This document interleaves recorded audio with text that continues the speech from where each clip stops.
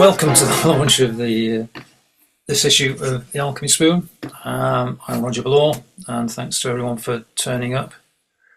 I'll keep an eye on the waiting room because I think there's one or two other people who may want to join us. So we had great fun with this issue. It's the second time we've done an unthemed issue, and I don't know if you're Harry Potter fans, but it's a bit like when the owls arrive with the mail. The whole place gets sort of rushed with people dropping messages on your breakfast table. And with the unthemed ones, you have no idea what they're going to be about. Whereas with themed ones, you sort of got a vague idea where they might be going, which makes it even more fun, I guess. And it was interesting this time because we had some quite interesting clusters of subjects, of themes. And if you read my editorial, then you'll see what they were. But I think it's interesting that sometimes poetry does act as a sort of social barometer, and that whilst we're all individually writing in our rooms, there's sort of a sense of connectiveness of the things which are sparking us to write. We've got in this issue a focus on one particular poet, who's Vanessa Lampert, and Vanessa's going to read both of her poems from this issue. Vanessa was a founder member of the Alchemy Spoon, an editor. She's widely published recently or forthcoming in Poetry London, the Rialto, Magma, the Telegraph, the Forward Prizes Anthology, the London Magazine, and won an inordinate number of prizes, including the Edward Thomas, Cafe Writers and Fair, and she was commended in the National Poetry Competition. So we'll hand over to Vanessa, who's going to read us her two excellent poems from this issue. Vanessa. Thank you very much. It's such an honor to be able to be in the magazine. And I used to think when we were looking at the poems that I would one day like to be in it. And I'm so grateful to you for publishing these two poems. It's going from strength to strength, and it's so lovely to see that. My first, I'll read the second poem in the magazine first. It's called And the Light. The grass has grown unruly high in the beer garden of the Old Cross Quay. No more tipsy men talking dirt at the girls, and while I won't mourn their passing, the corner of St. George's Road seems parched. Lynn hot-foots it in flip-flops over the crinny for the bus or a chance on the Friday Euro Millions. A cockapoo hurtles hell for leather after a red ball launched to a sky that's a blue sheet ready for pegging. The chef in Avanti throws open his windows, chasing a draft like it's Italy in July. The plastic ribbon curtain flutters, garlic wafts down the high street calling punters, and mobility scooters line the pavement by the church. They're flat out at the nail bar, shellacking for the weekend, and if I could turn back time, you'd look at me, counting down the minutes, singing away the dust. I'd lay waste to everything for you, your hands, and the light that always stays there on your face. And the second of my poems I wrote in memory of Catherine Bevis, who died last May. I expect lots of you have heard of her, and she was a very beautiful person. And I went to her memorial, which was in a church or sort of village hall very near to where I live, on a lovely sunny day last summer. And this is called Notes on Your Memorial, in memory of Catherine Bevis. People were being sad with the kind of English sadness, meaning diffident in a village hall with no dress code. There was a tea urn on the go and different sandwiches, and your absence was like one of those sick headaches that come before a thunderstorm. Someone who'd driven from Hebden Bridge asked me if I'd come far, and I said no. Someone read a poem of remembrance, and someone else said a few words, and a woman asked me to hold her baby while she went to the loo. I don't know how old he was, not more than a month or so. I held his small body to mine, you know, the way you do, and rested my cheek on his warm head, and the thunderstorm had a change of heart and left. That baby was so sweet, other people wanted to hold him, and they formed a kind of impromptu, polite English queue. I miss you. Honestly, if you'd been there, you'd have wanted to hold him too. Thank you so much.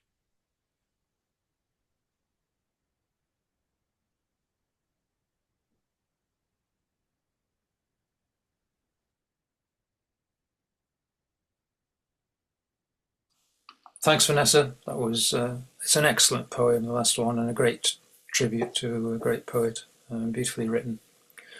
So now we're going to move on to our next two readers. The first is Lynn Schilling. Lynn began studying reading and writing poetry seriously when she was 75, after a career as an academic in the field of nursing. She's published poems in Adelaide Library Magazine, Quartet, and Humana Obscura, and recently won an honourable mention in the 2024 Barbara Mandingo Kelly Peace Poetry Contest. And she'll be followed by Rebecca Gethin. Rebecca has written 6 poetry publications. Her poems appear in a variety of publications and anthologies. She was a Hawthornden Fellow and a poetry school tutor.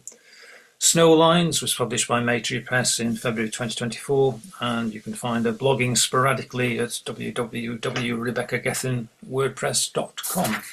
So over to you, Lynn.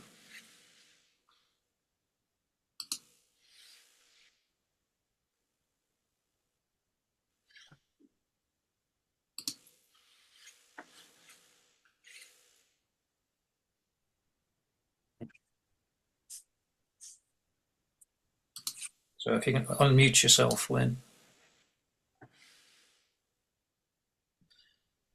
Want me to start again? Yeah, that's good. You didn't hear the introduction? We didn't hear nout. Okay, sorry about that.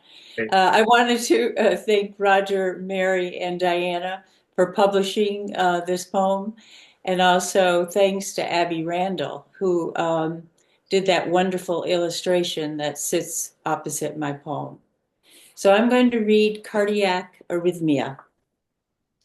In the kitchen, a red tulip in hand, my heart, which has been through a thing or two, stops. Frozen inside the eye of a tornado, 1,000, 2,000, 3,000, 4,000, then starts. I resume arranging my 78th birthday flowers, but I am changed, catching a glimpse of something I wasn't supposed to see. Thank you. Thanks, Lynn, and so Rebecca next.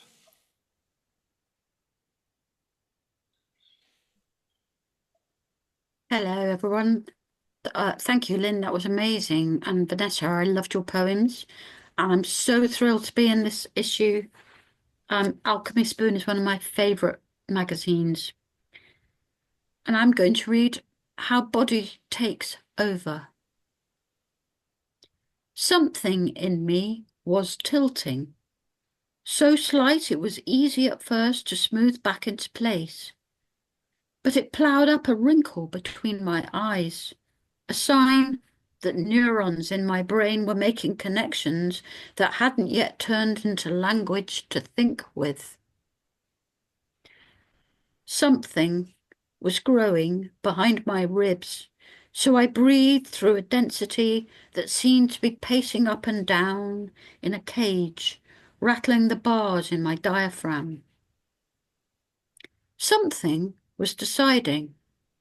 But my hands must have known, because I found my fingers dialing a number to voice a question I'd never dared ask.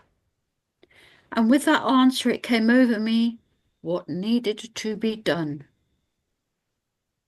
in order to save us.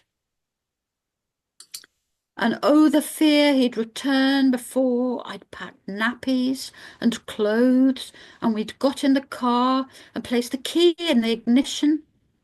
And this fear was the flip side of relief, both intense and blazing, and relief was only on the spectrum of fear, as I didn't know when it was safe to name it. Thank you. Thanks very much, Rebecca. And we're now going to go on to our next set of poems, and Diana's going to introduce that. So over to Diana. Thank you, Roger, and good evening to everybody. Lovely to see you all here. I'm going to introduce two people to begin with. The first is Davina Prince, I beg your pardon. Davina lives in Leicestershire and London. Her second collection, Common Ground, which was published by Happenstance in 2014, won the East Midlands Book Award in 2015. Her third collection, The Bigger Picture, also published by Happenstance, was published in 2023. And Davina is going to be followed by Nina Parmenter. Nina's spent her life in the rural southwest of England, a huge science fiction fan.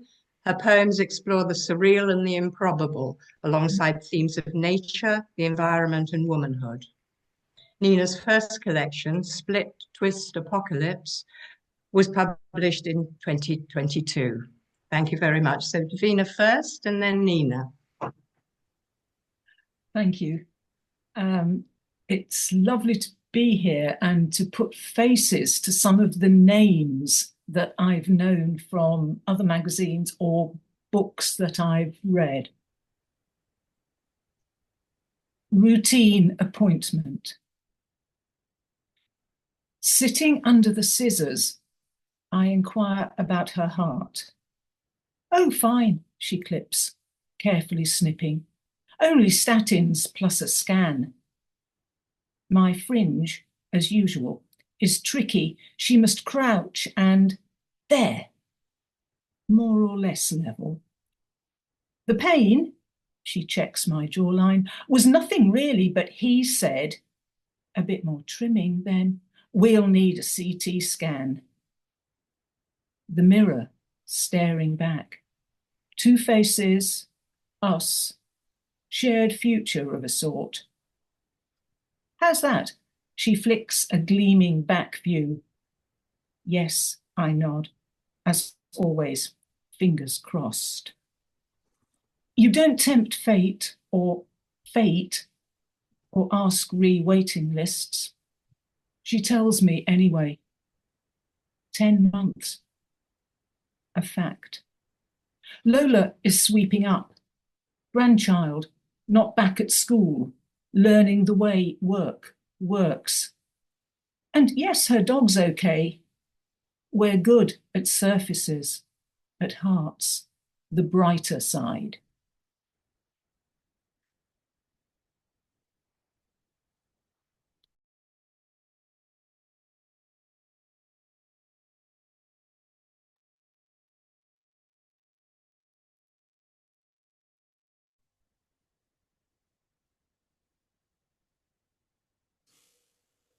Thanks, Diana. Just need to unmute yourself.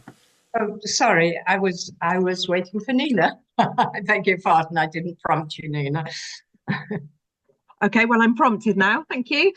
Yeah, so sometimes we write poems, don't we, to sort of tease out or communicate unsayable things, but sometimes we just see a bird walking into a shop and we want to give them a whimsical backstory. So here is Loretta Seagull shops at Marks and Spencer.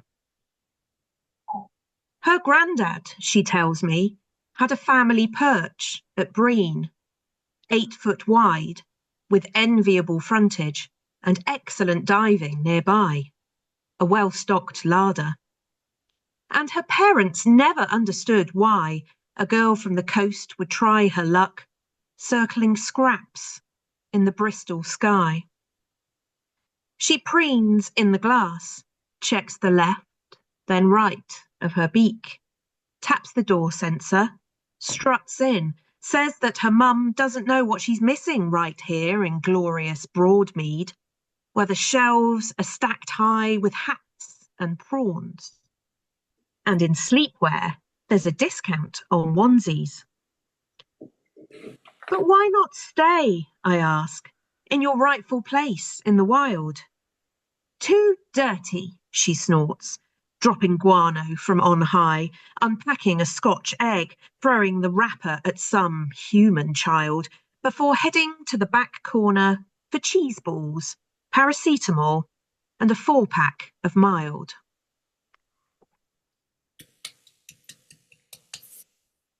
Lovely. Thank you very much indeed, Nina. So the next two poets are going to be John Lancaster and Peter Newell. So John has had 5 poetry collections published, including The Barman, published by Smith Dorstop, Potters, the Division of Labour, published by Longmast Press, which won the inaugural Arnold Bennett Book Prize in 2017, and Where the Trent Rises, published by Clayhanger Press in 2023. A jazz trombonist, he lives in Totnes, Devon. John. Hello, can you hear me? Yeah. We can. You can hear me? Okay, good. Welcome from Devon, where it's finally stopped raining. You mentioned that I'm a jazz trombonist, and that's directly relevant to the poem. The poem is called The Trombonist Remembers Such a Night. I'm the trombonist, and this is my trombone. There you go. Such a Night is a song by a musician from New Orleans, Dr. John, who I've actually had the pleasure of playing with. And the poem has an epigraph, which goes, if I don't do it, you know somebody else will. If I don't do it, you know somebody else will. It should be sung, really. So just relax for a few minutes and just imagine that it's a warm summer's night in Devon or a hot night in New Orleans. I don't do it, you know somebody else will. If I don't do it, you know somebody else will. If I don't do it, you know somebody else will. If I don't do it, you know somebody else will. And it's such a night. It's such a night. Sweet confusion under the moonlight. It's such a night. Such a night. To steal away the time and ride. That night, we played in a lit gazebo on the newly mown great lawn. They danced to all our jazz, to every rhythm and tempo, bossa to blues, swinging and swirling over scented turf, in and out of each other's arms, till at such a night's hot chorus, she took his hand, arched backwards, down, till her long brown hair caressed dewed grass, stayed down, then quickly up again, making the move look easy. So easy anyone could do it, so rhythmic as if no need for music when she danced. Laughing, they kissed long like new lovers, with passion found and climaxed in sharing dance. Darkness fell, grew to blackness, my notes for them sliding out into where nothing could be seen. But I knew they were out there, back and forth, inseparable, as my happiness and envy grew. For the way they danced, the way they were together, their joy at this time in a world breaking apart. Thank you. Thank you, John, very much indeed. And now I'd like to introduce Peter. Peter Newell was born in Sydney, Australia, where he worked in a Navy dockyard as a lawyer and as a musician. He's since lived in Japan, Germany, and now in Odessa, Ukraine. His stories have been published in England, America, Europe, Hong Kong, and Australia. Peter, over to you. Thank you, Don. I live in Odessa, Ukraine, so it's very difficult not to write about themes of dispossession and loss, and that's what this poem, Memoland, is about. Memoland was, for the best part of 1,000 years, part of Prussia, German-speaking. It was hard border country, won with difficulty by settlers. Now, after the events of the 20th century, all those settlers have been expelled or killed. Johannes Bobrovsky, to whom is the dedication, was a German poet, a Prussian poet who came from that area and wrote about the old Prussia with love and nostalgia, and a significant influence on everything I've written, prose and poetry. So the poem is Memoland. The well, frozen over. Snow, soft, drifted high against its curved side. The morning sky, purple. A man wrapped in furs comes, trampling over the raven's tracks. With black hands he hurls a stone to shatter the ice, then turns the windlass, slow, creaking. The bucket clangs in the white air. We have slept through the hardest night of the year, my love, a night cold enough to crack the sky. The dogs, lying curled together, nearly froze to death. Beneath the roof beam, the smell of smoke hangs. O Memoland, do not abandon us, we who have given you the last 900 years of our lives. Thank you. Thank you, Peter, very much indeed for that. Thank you. I'm going to now hand over to Mary, who's going to introduce the next four poets. Mary. Thanks so much, Diana. Yeah, I've loved all the poems so far, so thank you, everybody. And I've got four poets to introduce. I'm going to introduce them in groups of two. And so if you want to, as soon as the first of the poets is finished, then you can just unmute yourself and read on. So the first two are going to be Nora Blaskok and Ewan Monahan. So Nora Blaskok is a Hungarian poet based in Manchester. Her debut pamphlet was published by Broken Sleep Books in 2022, and her poems have appeared in many magazines, including Magma, The Rialto, Bath Mag, Perverse, and many others, including, of course, The Alchemy Spoon. And Ewan Monahan is a Scot who you'll hear immediately afterwards, is a Scottish writer living in London, and he's studying for an MA in poetry. He's one of a collective of poets, writers and illustrators who run the Writing School in Hampshire, which was set up, founded by the late Catherine Bevis. So look forward to hearing these poems, Nora and Ewan. Over to you, Nora. Hi everyone. I just want to say thank you to Mary and Diana and Roger for including me in the magazine. I'm really pleased and for having me tonight. Just a little introduction to my poem. I guess a lot of people get inspired by things that they see, like paintings, whereas I am inspired by things I hear, like songs and lyrics and random things I hear. So this poem was inspired by a song. The woman luring boys to the yard with her milkshake needs to take a long, hard look at herself. It's a myth dairy strengthens the bones, and I should know. When I was 26, a scan showed mine were halfway to brittle, and now I can't stop picturing myself shatter into 1,000 pieces. Riding my bike, I see accidents and flinch, like father did hitting a bomb note on the violin.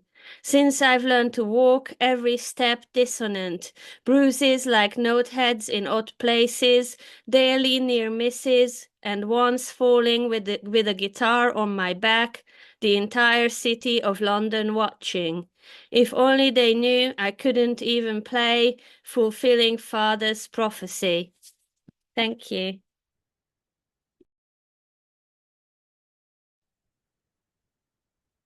What a brilliant poem to follow. Amazing, Nora. My poem's called My Grandmother and I Prepare Strawberries. First week of July, our shared birthday, born 60 years, 3 days apart. We're celebrating together, preparing strawberry cream pavlova. Her job is hulling strawberries. She works the bone handle knife. I work double cream, which won't set in the evening's vestigial heat. Needs to be beaten until the wrist and forearm get stiff, though it will not peak. I take a break. She's creating a tumble of strawberry stalks on a bamboo board, though she died of a heart attack years ago. Cones of ruddy berries are falling, faces pressed to the glass bowl, like sunburnt children larking. I whip again, turning the whisk between two palms until thick resistance comes. Magic begins. She wants proof it's stiff enough to eat, demands I tip the bowl upside down above my head. Show me, she insists. For half a moment, neither knows. The dish inverts, but the whipped whole holds. After my party piece, I try for a palmful of untrimmed berries, but her forearm gently crooks into a curtain wall. Her voice falls like soft vespers. Let me finish, son. Let me finish.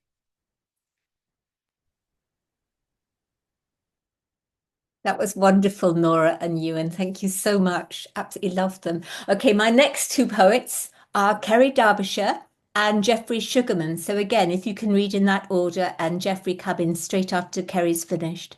So Kerry Derbyshire lives in Cumbria. Since 2013, she's published 3 full collections and 3 pamphlets. Her poems have appeared widely in anthologies and magazines and been placed in competitions.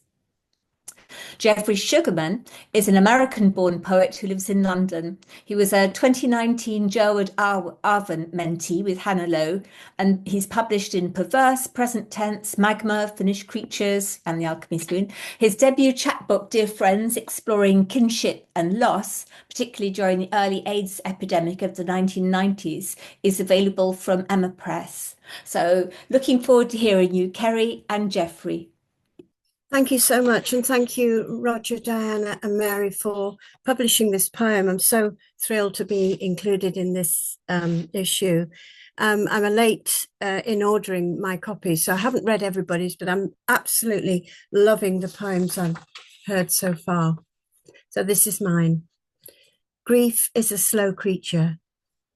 Through all that sea carrying blazing suns, moons, and deep, and you, the only ship that mattered.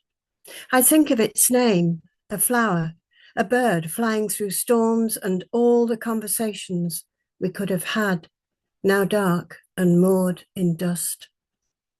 Always your words I wore like a necklace. You kept the summer in them, ripe fields, the brush of a harvest. But this is not my life now. Loss is music, chords diminishing, the scattering of beads. Sometimes I cut through the dark, shadows like wings and the smell of lemons. There is no judgment. I slip in and out of this thin place and survive. There is no anger moving through the sky. I think of snowdrops in their stiff beds, can taste the day you came home, knew you were there before I saw you. Sometimes the air smells of that day, and I double back over snow-covered ground, through rocks and gullies wet with grief. I swim upriver, reach and reach like a salmon, until I find strength in calm waters. But something is screaming your name, like the man in the cottage who died, and people walk by without knowing. Like the torn map I find at the back of a frozen cupboard. Thank you. Thank you so much, Kerry And now it's Jeffrey.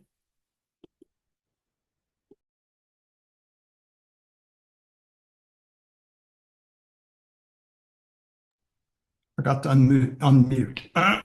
Well, so much gratitude this evening. This is a very special issue. I mean, for me in particular, there are quite a few friends, close friends, that are in here both as artists and poets and reviewers. So it's like a family. It's really fantastic. And I'm really especially pleased because this poem, as I'll say, is the first in a sequence, and it means a lot to me. So thank you to all the other readers, obviously to Roger, Mary, and Diana. It's a wonderful evening. So this particular poem is the first in a sequence of 6 poems entitled Owen Amongst the Orchids. And the orchids refer to a settled domestic life. The sequence explores what have come to be called age gap relationships. That is, ones between people, and in this case, gay men of substantially different ages. And the poem is dedicated to the eponymous Owen.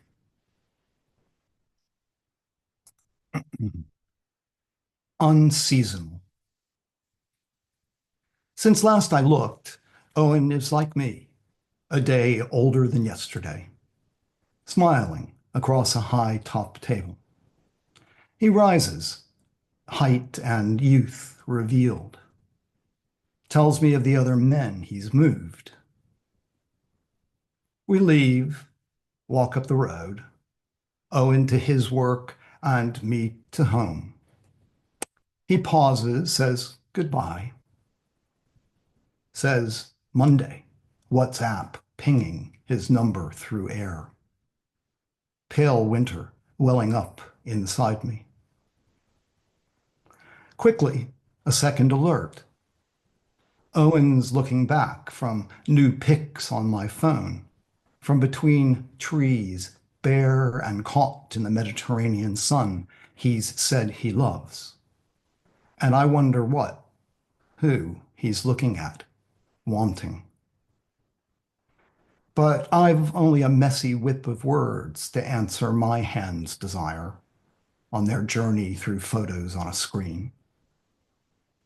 Owen's pointing somewhere. I'm dreaming I don't know what I want or have wanted, watching the hands on my self-winding watch tick by.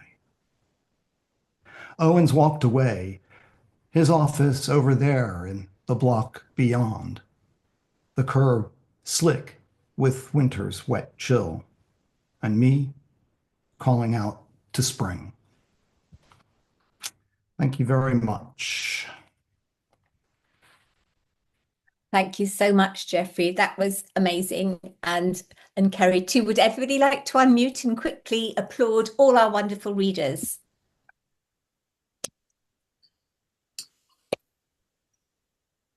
It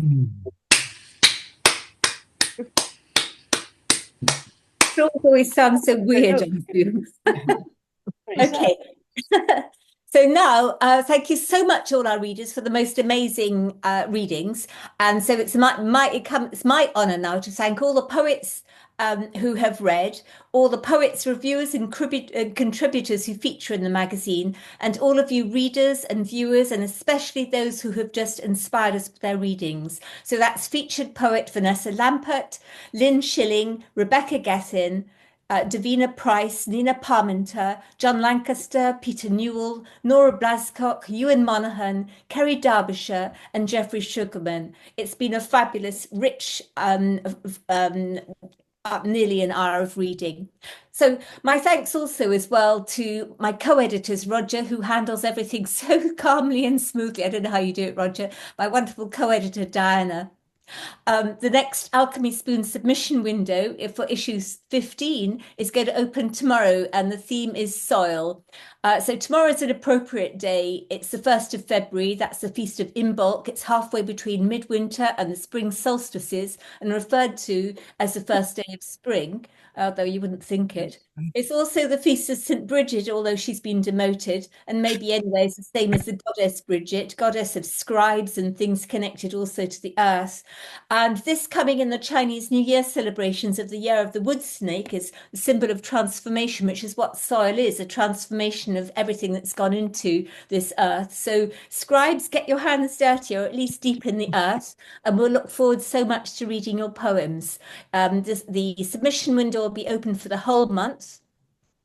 So thank you, and thank you again for your support. Please continue to support the Alchemy Spoon. Check out our website, follow us on Blue Sky Social and Instagram, and also through Clayhanger Press, because on Clayhanger Press you can get information not just on the Alchemy Spoon, but also on its other terrific publications and launches. So you and your friends can watch this launch again on YouTube. And for now, that's all from me. So just a big thank you, and back to Roger if you want to say anything else. Thank you all for coming. Thanks. Thanks very much, Mary. That's a brilliant evening. And yes, copies are still available if you've not bought one. And in addition to the excellent poems, it's got a brilliant interview, as usual, by Mary, and lots of good reviews. If you want to come to another Clayhanger launch, then the next one is Sunday the 9th of February, 7 till 8 p.m. And it's an interesting one. It's the launch of Visiting Hours, which is a collaboration between the Robics, Julie and Michelle, of a combination of doodles and words reflecting on a hospital stay. It's a fascinating publication. And that's on Eventbrite, which hopefully may have feeling a bit better by Sunday, because it wasn't very well today. So thanks very much. Have a safe journey home, and we'll see you shortly. Thank you very much, Roy. Thank you. Bye. Thank you. Thank you. Sorry to say goodbye. It was wonderful. Thank you. Thank you. Very, very lovely evening. Oh, it was so good to see you all. Thank you. I'm sorry we came so late, but I couldn't get in because it kept saying, give me the passcode, and I didn't know where it was. A few other people had that problem, Janice. I'm so sorry, but at least you made it for most of it. In the end, I'm sorry you missed the beginning. I would have loved it to see. You can catch up on it on YouTube. We will, yes. So many people here tonight we've published. And certainly others who've written lovely things on the back of the books we publish for other people. So really wanted to see it all. Thank you very much. Right, Thank you. Bye-bye. Good night. Bye-bye.